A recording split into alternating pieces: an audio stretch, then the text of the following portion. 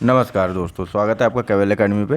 दोस्तों, हमने अपने पिछले लेक्चर में बात की थी सिंधु घाटी सभ्यता के बारे में और साथ ही साथ बात की थी पाषाण काल के बारे में। ठीक, पाषाण काल के बारे में हमने पहले बात की थी, उसके बाद बात की थी सिंधु घाटी सभ्यता के बारे में। अपने इस लेक्चर में हम जानेंगे वैदिक काल और इसके आगे देखते हैं कहाँ तक हम अपना टॉपिक कवर कर पाते हैं। ठीक, चलिए शुरू करते हैं। सबसे पहले बात करते हैं आर्य शब्द इंगित करता है श्रेष्ठ वंश को। आर्य शब्द किसको इंगित करता है? तो आर्य शब्द से तात्पर्य होता है श्रेष्ठ वंश से। उसके बाद क्लासिकीय संस्कृति में आर्य शब्द का अर्थ क्या होता है? तो क्लासिकीय संस्कृति में आर्य शब्द का अर्थ एक उत्तम व्यक्ति से होता है। सबसे पुराना वेद कौन सा है? तो यह ऋग्वेद है। त्रयी नाम क्या है? तो त्रयी नाम 3 वेदों के लिए अर्थात ऋग्वेद, यजुर्वेद और सामवेद। इसे हम इस प्रकार से भी कह सकते हैं कि प्रारंभिक 3 वेदों को त्रयी नाम से जाना जाता है। नेक्स्ट बात करते हैं कि वैदिक ग्रंथ जिसमें वर्ण शब्द का सर्वप्रथम नामोल्लेख मिलता है, तो यह कौन सा वेद होगा? यह है ऋग्वेद। बात करते हैं नेक्स्ट की कि वर्ण व्यवस्था से संबंधित पुरुष सूक्त मूलतः पाया जाता है। तो पुरुष सूक्त जो है ऋग्वेद से संबंध रखता है। आगे है सुमेलित करने के लिए दिया गया है, जान लेते हैं। सही प्रकार से तो सुमेलित है ही इसमें। देखिए, अथर्ववेद औषधियों से संबंधित है। ठीक, यहाँ पर एक साइड वेद दिया है, यहाँ इनसे संबंधित इनके अंदर दी गई बातों के बारे में बताया गया है। अब जानिए, अथर्ववेद औषधियों से संबंधित है, ऋग्वेद ईश्वर की महिमा से संबंधित है, यजुर्वेद में बलिदान की विधि बताई गई है और सामवेद में संगीत को बताया गया है। चलिए नीचे फिर इसी प्रकार का एक प्रश्न आया था सुमेलित करने के लिए, तो इसके बारे में भी जान लेते हैं। इसमें एक साइड में तो वेद दिए गए हैं सारे चारों के चारों, उसके बाद दिया हुआ है इनमें उपस्थित चीज़ों के बारे में जानकारी मांगी गई है।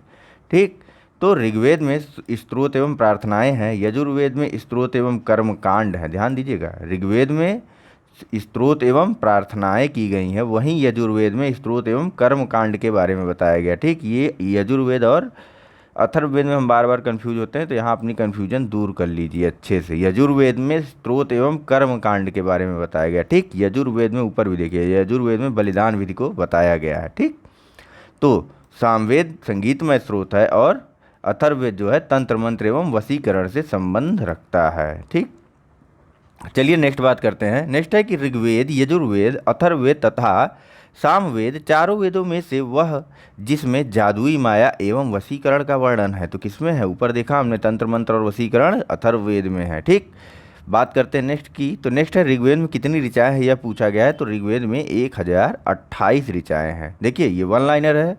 ठीक, जल्दी कवर करना है तो थोड़ा दिमाग तो लगाना ही होगा, या फिर थोड़ा यूँ कह लें कि बोर तो होना ही पड़ेगा, चाहे यहाँ हो लीजिए चाहे किताबें उठा के हो लीजिए, मर्जी आपकी है।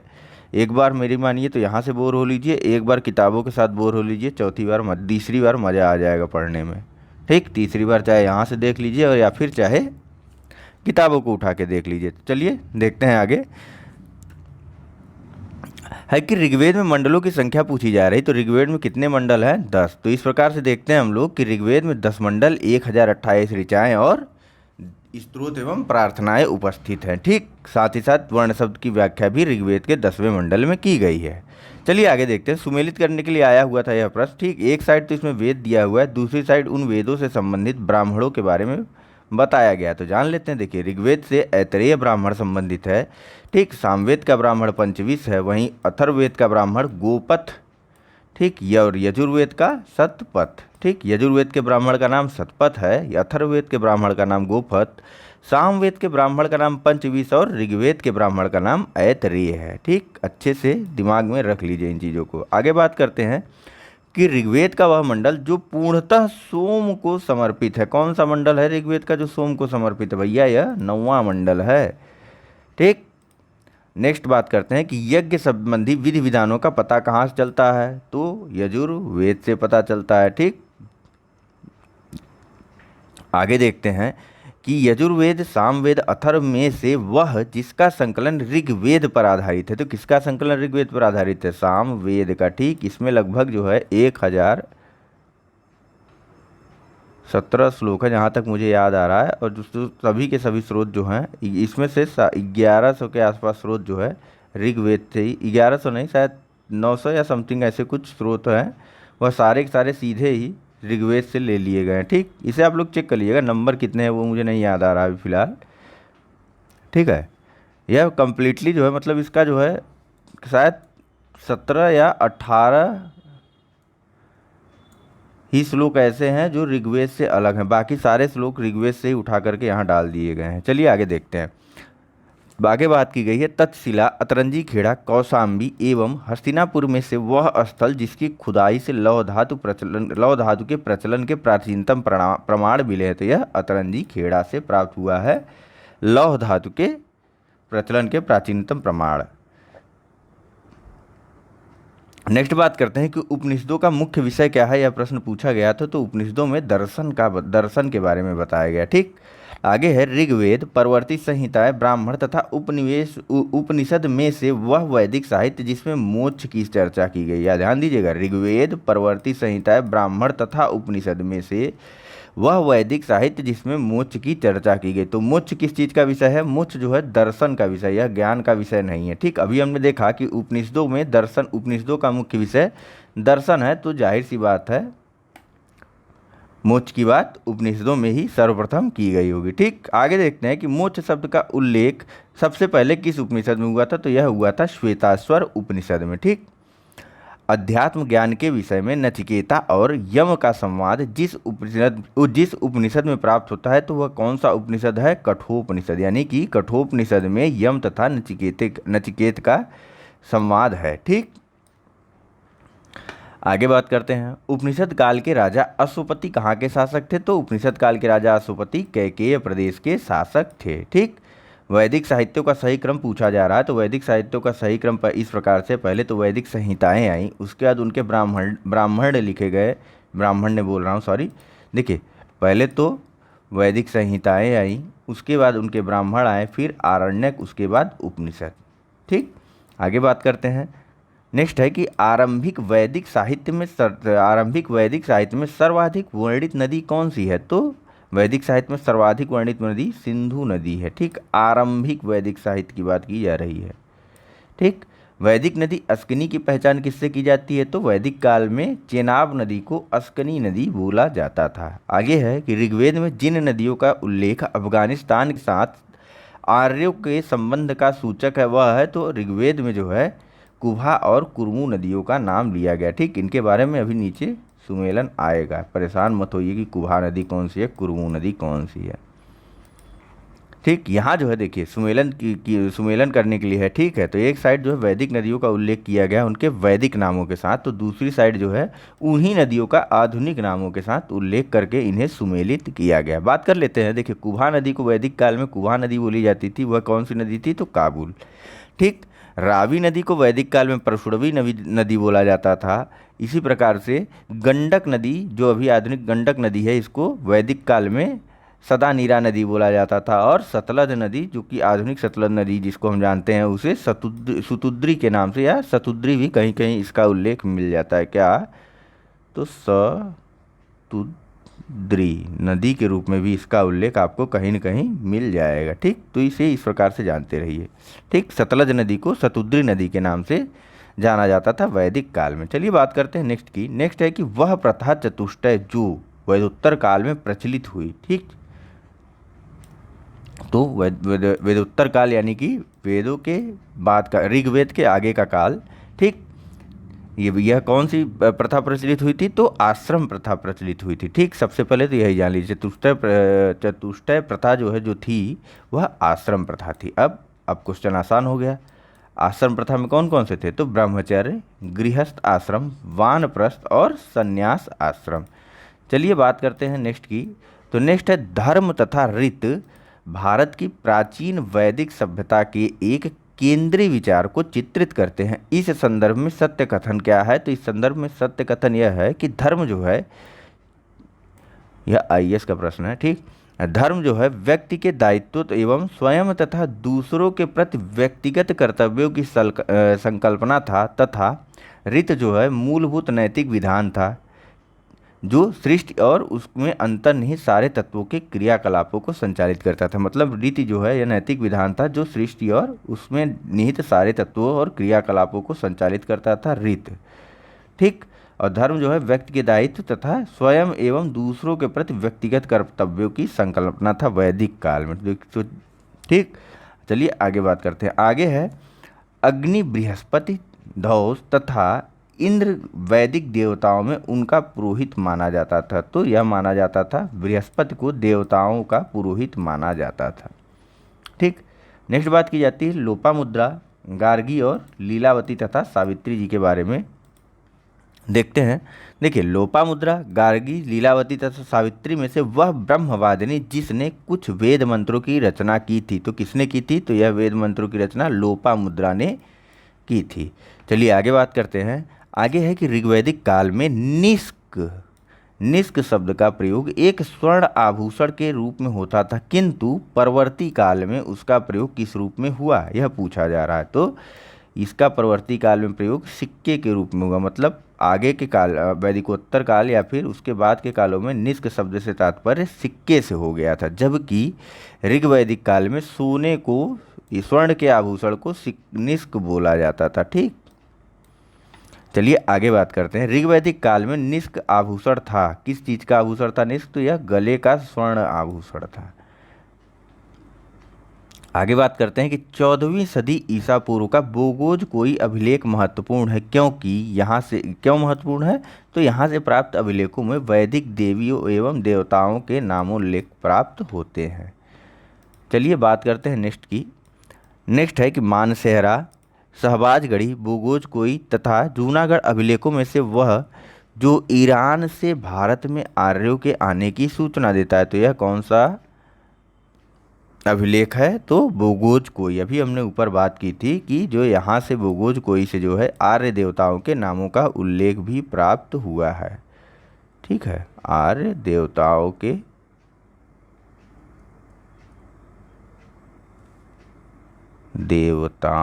के नामों का उल्लेख। देखिए, बोर मत होइए, परेशान मत होइए, साथ चलिए, मज़ा आता रहेगा, एकदम दंदना के ख़त्म करेंगे हम लोग इसको। चलिए, पता ही नहीं चले कब प्राचीन इतिहास खत्म हो गया। चलिए नेक्स्ट बात करते हैं। शंकराचार्य, एनी बेसेंट, विवेकानंद तथा बाल गंगाधर तिलक में से वह जिसने आर्यों के आदि देश के बारे में लिखा था। तो किसने लिखा था आर्यों के आदि देश के बारे में? बाल गंगाधर तिलक ने लिखा था। आगे बात की जाती है पुरुष मेध का उल्लेख कहाँ हुआ है? तो यह जो है शतपथ ब्राह्मण में पुरुष मेध का उल्लेख हुआ है। ठीक। नेक्स्ट बात की जाती है कि शतपथ ब्राह्मण में उल्लेखित राजा विधेय माधव से संबंधित ऋषि थे। तो कौन ऋषि थे? राजा विधेय माधव के ऋषि थे गौतम रहुगढ़। ठीक। आगे बात की जाती है कि उत्तर वैदिक काल में आर्य संस्कृति का धुर समझा जाता था। तो उत्तर वैदिक काल में आर्य संस्कृति का किसे धुर समझा जाता था? अंग एवं मगध को। ठीक, धुर मतलब विरोधी। चलिए बात करते हैं गोत्र शब्द का सर्वप्रथम प्रयोग कहाँ हुआ था? तो गोत्र शब्द का सर्वप्रथम प्रयोग ऋग्वेद में हुआ था। ठीक। और गोत्र प्रथा की स्थापना कब हुई थी? तो यह जो है उत्तर वैदिक काल में हुई थी। ठीक। ऋग्वैदिक काल में देखिए गोत्र कहाँ किसको कहा जाता था? जहाँ गायों को रखा जाता था, लेकिन बाद में गोत्र प्रथा की स्थापना हो गई थी। कब? उत्तर वैदिक काल में। चलिए आगे बात करते हैं कि पूर्व वैदिक आर्यों का धर्म प्रमुखतः था, क्या था? प्रकृति पूजा और यज्ञ ही इनका प्रमुख धर्म था। नेक्स्ट बात करते हैं कि ऋग्वैदिक काल में जनता मुख्यतया क्या विश्वास करती थी? तो ब्रह्म बलि एवं कर्म कांडों में विश्वास करती थी जनता उस समय। आगे बात करते हैं कि ऋग्वेद में उल्लिखित प्रसिद्ध 10 राग का युद्ध कहाँ लड़ा गया था? तो यह परशुरवी नदी के किनारे लड़ा गया था। अभी हमने ऊपर बात की थी वैदिक नदियों और उनके वर्तमान नामों के बारे में। तो परशुरवी नदी जो है रावी नदी से संबंधित है। ठीक, कंफ्यूज मत होइएगा, कहाँ से संबंधित है परशुरवी नदी? तो यह रावी नदी से इसका आधुनिक नाम है। ठीक।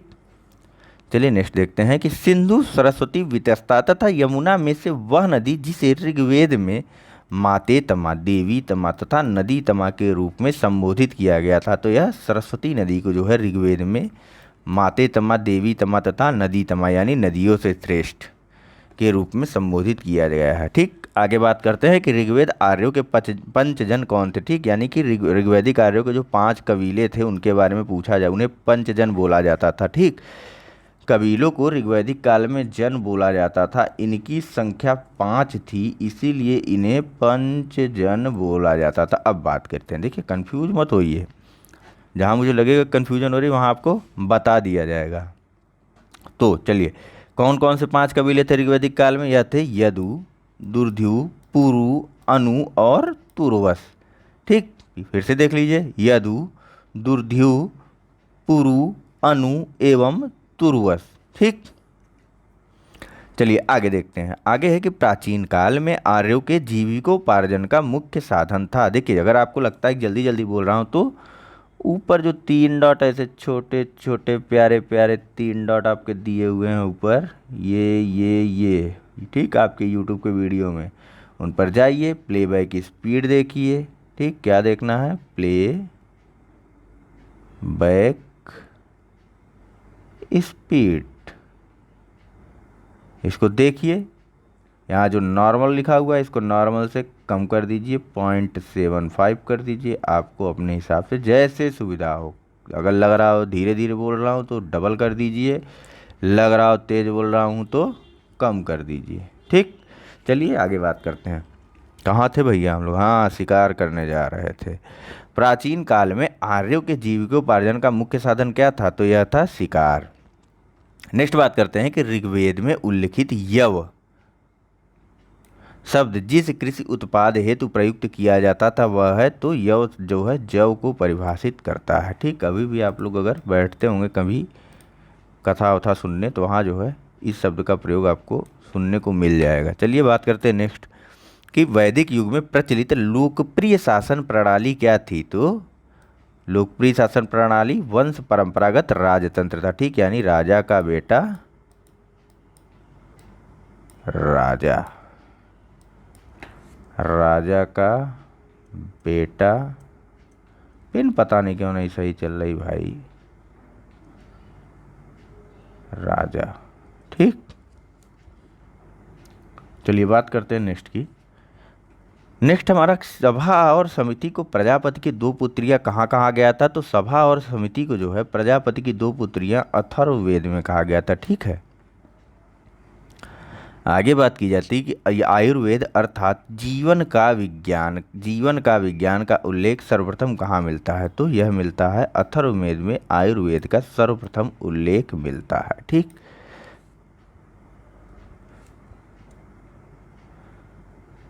देखिए इसमें आपको बता दूं कि ऋग्वेद काल के बाद जब उत्तर वैदिक काल आया था तो उत्तर वैदिक काल के आते आते सभा और समितियों का महत्व काफ़ी अधिक बढ़ गया था। ठीक, सभा जो है यह आम लोगों की सभा होती थी। ठीक, यह राजा के निर्वाचन से लेकर के उनके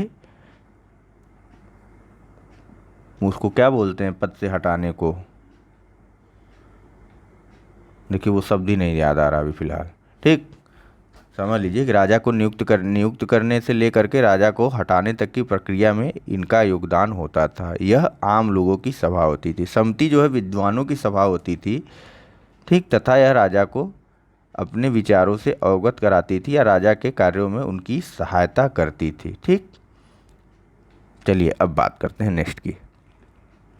नेक्स्ट हमने ये देख ही लिया कि आयुर्वेद अर्थात जीवन के विज्ञान का सर्वप्रथम उल्लेख कहाँ मिलता है? तो यह अथर्ववेद में मिलता है, सॉरी। ठीक, तो नेक्स्ट बात करते हैं ऋग्वैदिक धर्म था। तो ऋग्वैदिक धर्म बहुदेववादी था। ठीक, बहुदेववादी जैसा हम लोग जानते हैं इंद्र, सोम, सूर्य की सबकी पूजा ये लोग करते थे। ठीक, 3 ही नाम लिया है, आदि आदि लगा दे रहा हूँ, कन्फ्यूज मत होइए। चलिए आगे बात करते हैं। सर्वाधिक ऋग्वैदिक सूक्त किसको समर्पित है? तो यह समर्पित है इंद्र को।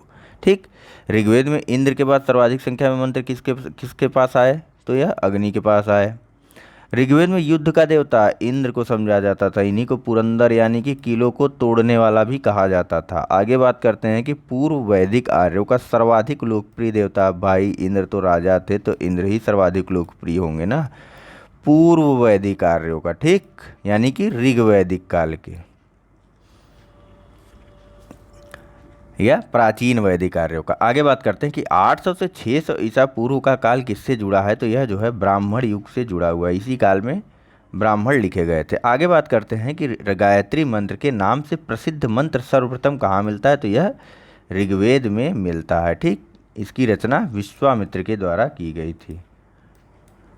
चलिए आगे बात करते हैं। यह आया भी है प्रश्न कि गायत्री मंत्र की रचना किसने की थी? तो यह की थी विश्वामित्र। यह किसको समर्पित था गायत्री मंत्र? यह सविता,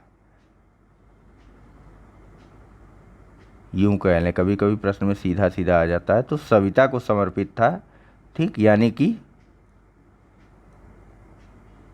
सूर्य देवता को समर्पित था गायत्री मंत्र, जिसकी रचना विश्वामित्र ने की थी। इसका उल्लेख ऋग्वेद में है। ठीक, अब कंफ्यूजन नहीं आनी चाहिए। अब बात करते हैं। सर्ग, प्रतिसर्ग, वंश, मनवंतर और वंशानुचरित संकेतक हैं, तो यह किसके संकेतक हैं? यह पुराणों के संकेतक है। ठीक, यानी कि पुराणों में सर्ग, प्रतिसर्ग, वंश, मनवंतर और वंशानुचरित मिलते हैं। ठीक, आगे बात करते हैं पुराणों की संख्या कितनी है पूछा जा रहा है, तो यह 18 है। भागवत गीता और रामायण मौलिक रूप में किस भाषा में लिखी गई थी? तो यह जो है संस्कृत भाषा में मौलिक रूप से लिखी गई थी। ठीक, महाभारत को मूलतः क्या कहा जाता था? तो महाभारत को मूलतः जय संहिता कहा जाता था। ठीक, आरंभिक समय में इसमें 24,000 श्लोक थे, जो कि बाद में बढ़ते गए धीरे धीरे। नेक्स्ट बात करते हैं कि हिंदू पौराणिक कथा के अनुसार समुद्र मंथन हेतु जिस सर्प ने रस्सी के रूप में स्वयं को प्रस्तुत किया था, तो वासुकी सर्प ने अपने आप को रस्सी के रूप में वासुकी सर्प का और मथानी के रूप में मंदरांचल पर्वत का प्रयोग किया गया था। किसका? तो मंदरांचल पर्वत का मथानी के रूप में प्रयोग किया गया था। किसके लिए? समुद्र मंथन के लिए। आगे बात करते हैं कि अछूत की अवधारणा स्पष्ट रूप से उद्धृत होती है। किसमें? तो अछूत की अवधारणा स्पष्ट रूप से धर्मशास्त्रों के समय में उद्धृत होती है, यानी कि जब धर्मशास्त्र लिखे जाने लगे या फिर उनका काल जब आया, उसी समय अछूत की भावना काफ़ी प्रबल हो गई थी। ठीक, चलिए नेक्स्ट बात करते हैं कि सत्यमेव जयते शब्द कहाँ से लिया गया? यह जो है मुंडक उपनिषद से लिया गया। काफ़ी अच्छे से ध्यान दीजिएगा। मुंडक उपनिषद है एक मांडुक्योपनिषद है, सॉरी मांडुक्योपनिषद।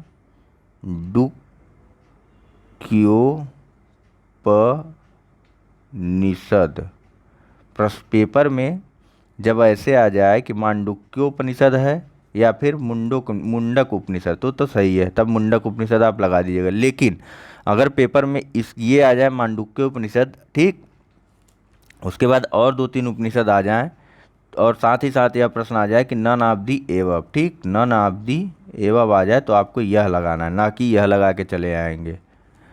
चलिए आगे बात करते हैं। सत्यकाम जाबाल की कथा जो अनब्याही माँ होने के लांछन को चुनौती देती है, कहाँ उल्लेखित है? तो यह जो है छांदोग्य उपनिषद में उल्लेखित है। सत्यकाम जाबाल की कथा कहाँ? छांदोग्य उपनिषद में। नेक्स्ट बात करते हैं कि ऋग्वेद की मूल लिपि क्या थी? तो ऋग्वेद की मूल लिपि ब्राह्मी थी। आगे बात करते हैं कि वैदिक कर्मकांड में होता का संबंध किससे है? तो होता का संबंध ऋग्वेद से है। ठीक, नेक्स्ट बात करते हैं कि अवेस्ता और ऋग्वेद में समानता ही फिर से देखते हैं इसे। अवेस्ता और ऋग्वेद, अवेस्ता जो है ईरान का ग्रंथ है और ऋग्वेद आर्यों का, ठीक, या फिर हमारा ग्रंथ। अब देखिए, अवेस्ता और ऋग्वेद में समानता क्या है? तो समानता है। ठीक, अवेस्ता, यह कथन दिया गया है कि अवेस्ता और ऋग्वेद में समानता है। अब पूछा जा रहा है कि अवेस्ता कहाँ से संबंधित है? तो यह ईरान से संबंधित है। ठीक, वैदिक काल में अगन्या किसे माना गया है? गाय को माना गया है। ठीक, ऋग्वैदिक काल के प्रारंभ में महत्वपूर्ण मूल्यवान संपत्ति किसको समझा जाता था? गाय को समझा जाता था। आगे बात करते हैं कि प्राचीन भारतीय समाज के प्रसंग में कुल, वंश, कोश तथा गोत्र शब्दों में वह शब्द जो शेष 3 के वर्ग का नहीं है, तो यह जो है कोश है, यह अन्य तीनों से संबंधित नहीं, यानी कि ये तो सीधा सीधा दिख रहा है, कुल, वंश और गोत्र। ठीक, परेशान होने की जरूरत नहीं। संस्कारों की संख्या कितनी है? तो यह 16 है। और जीविकोपार्जन हेतु वेद वेदांग को पढ़ाने वाले अध्यापक को क्या कहा जाता था? तो यह उपाध्याय कहलाता था। ठीक, तो मित्रों इस वीडियो में फ़िलहाल इतना ही है, क्योंकि वीडियो काफ़ी लंबी बन चुकी है फ़िलहाल। तो चलिए प्लीज़ हमारे वीडियो को लाइक, सब्सक्राइब और शेयर ज़रूर कीजिएगा। धन्यवाद। Thank you very much for discussion.